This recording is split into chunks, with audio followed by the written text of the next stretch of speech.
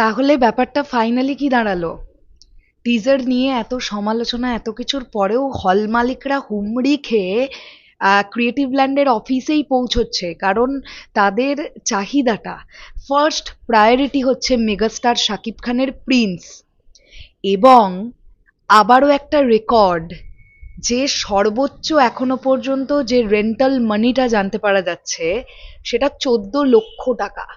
অন্তরা বলে একটি সিনেমা হলের হল মালিক প্রিন্স সিনেমাটাকে 15 দিনের জন্য 14 লাখ টাকায় নিয়েছেন, এরকমটা জানতে পারা যাচ্ছে। তাহলে এর পরেও কি কোনো প্রশ্ন থাকতে পারে যে সিঙ্গেল স্ক্রিনে রাজত্ব কার চলবে, কার চলতে পারে?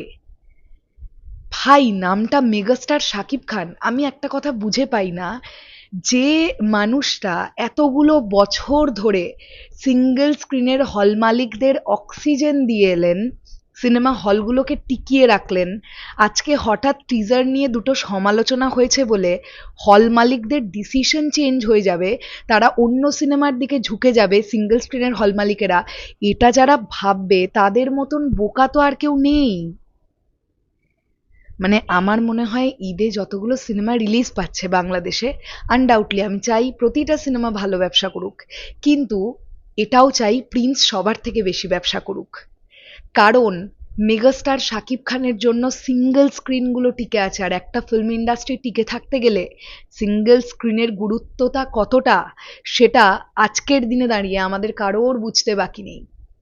ভাই, সাধারণ দিন আনা দিন খাওয়া মানুষগুলোর এত পয়সা নেই ভাই, 400 টাকা 500 টাকা দিয়ে টিকিট কেটে সিনেপ্লেক্স বা মাল্টিপ্লেক্সে গিয়ে সিনেমা দেখবে। তারা কিন্তু ওই 80 টাকা 100 টাকার টিকিটটা তাদের জন্য খুব এফোর্ডেবল। আর মেগাস্টার শাকিব খান কিন্তু প্রত্যেকের পছন্দের নায়ক।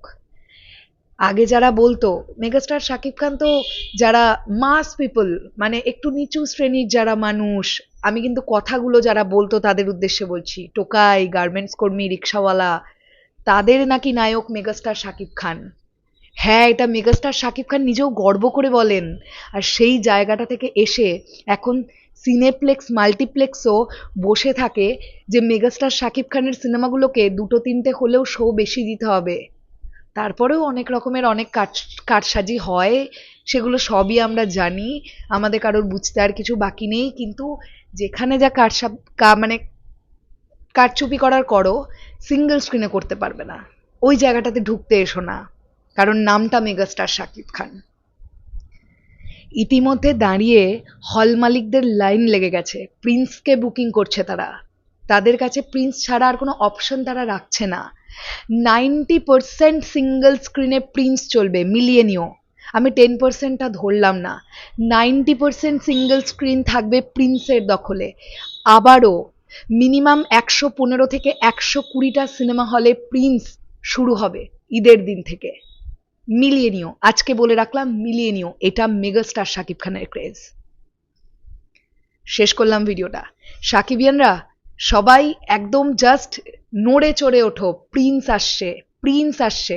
এই সিনেমাটা নিশ্চয়ই ভালো কিছু করবে, আমরা আশ্বাস রাখছি। শেষ করলাম ভিডিওটা, আসছি আবার খুব শিগগিরই। তাহলে এখনের জন্যে টাটা।